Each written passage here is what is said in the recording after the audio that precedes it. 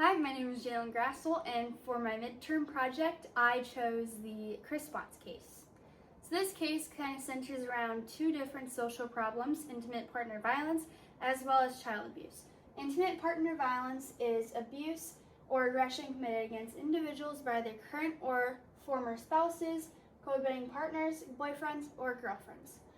Child abuse is the mental or physical injury, neglect, maltreatment of a child under 18. So all of this kind of happened around August 13th, 2018. And on this date in Frederick, Colorado, Chris Watts murdered his pregnant wife, Shanann Watts, as well as their two kids, 4-year-old Bella and 3-year-old Celeste. So Shanann was very open about documenting her whole life through her Facebook. So many people were very confused as to who could have done this. The cops thought it was the grandparents that could have just taken the kids and Shanann away for a while. And Chris was very oblivious about the whole thing. He made it seem like he did not do it. But for months leading up to the murders, Chris and his family were very nasty and bad towards Shanann, and Shanann was very open about this to her mother and her close circle of friends. So now I will show a couple of text messages between Shanann and her friends. So the first one is, "We have never had a problem in our relationship like this. No joke, never. This is total left field." So this is really just explaining how his behavior is very out of the ordinary and not normal.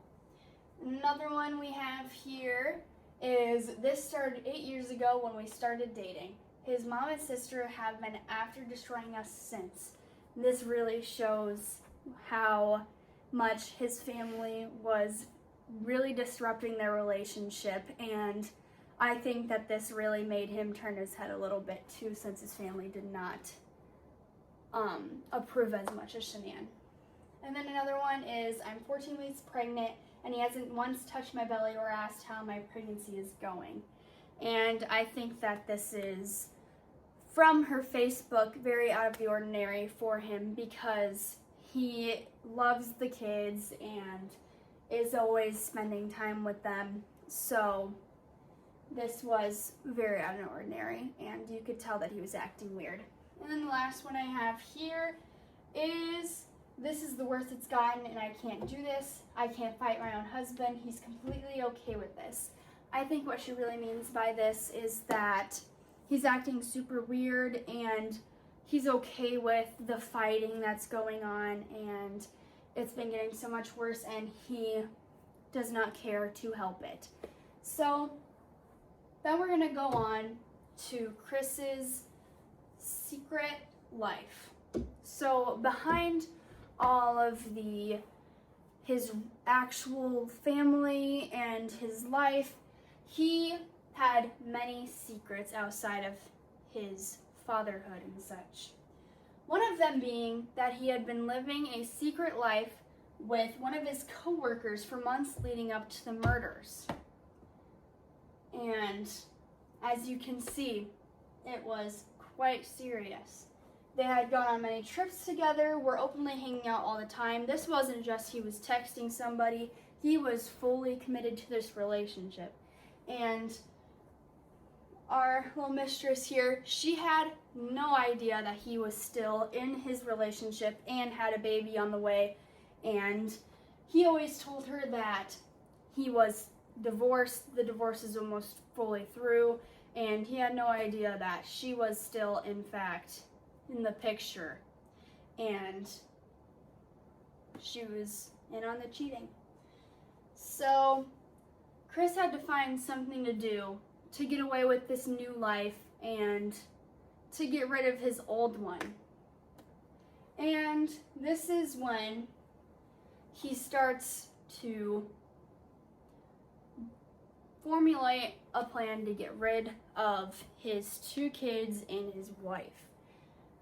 And they actually watched some footage and such, and you could see He went the route of the murders multiple times, and you could tell he was trying to time it right and everything so he would not get caught.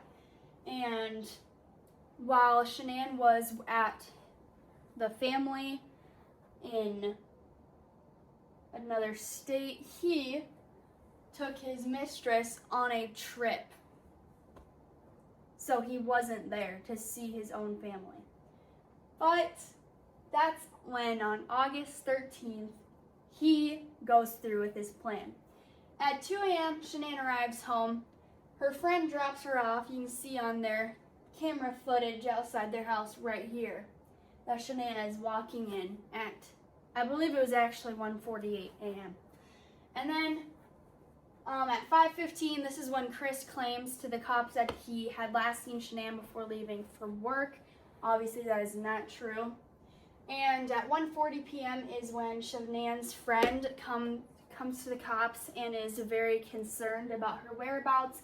She had not dropped the kids off at school, and she missed a very important appointment in regards to her pregnancy, and her medication was still in her purse, and she was not answering her texts. And she is always on her phone, so that was very odd. And obviously, they don't find Shanann anywhere that day. So then August 14th, Chris pleads for his family to come home on the news. And he puts this whole act out of, please, if you know where they're at, let me know, come home. And obviously this is not true. He knows that they're not coming home, and he knows what happened to him. And then on August 15th, cops are suspicious, so then they have Chris take a polygraph test, and he fails. So they know that he is obviously the culprit of this crime. At first, Chris had this whole scheme about how Shanann was the one who was hurting the girls, so then he had to hurt Shanann. And the cops believed it at first, but eventually down the road, it was very evident of what actually happened. And then, August 16th, they go out and retrieve the bodies of Shanann, Bella, and Celeste after he finally tells them where he put them. And on August 21st, he is charged with first-degree murder. And on this next slide, we'll show, this is Chris's workplace. You can see here, long road. This is obviously in the middle of a field somewhere. Up here, we got these 2 oil tanks. This is where he put Bella and Celeste. They were still alive when he put them inside the tanks. And then over here is where he buries Shanann. Shanann had been suffocated at the house, and she was already dead by the time they made it out there.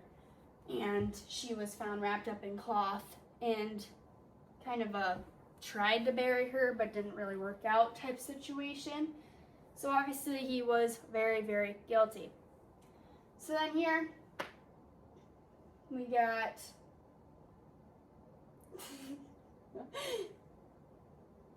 him in court, and he received various life sentences of Shanann, Bella, Celeste, and for Nico, the unborn baby, as well as tampering with a dead body.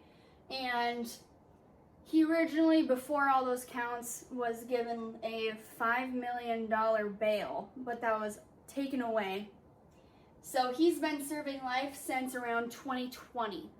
And Shanann's family requested that they do not put him on death row because they didn't want another person dying.